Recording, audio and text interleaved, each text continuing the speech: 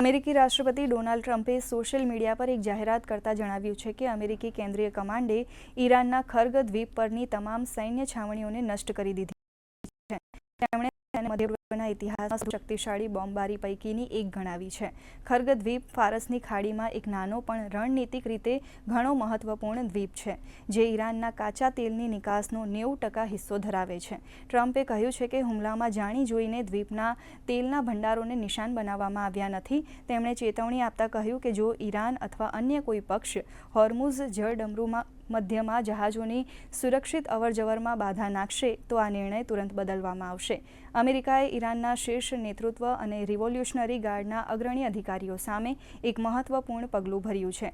અમેરિકી મંત્રાલયે ઈરાનના નવા સર્વોચ્ચ નેતા મુજતબા ખામેની અને અન્ય અગ્રીમ નેતાઓની જાણકારી આપનારને $1 કરોડ સુધીના ઇનામની જાહેરાત કરી છે.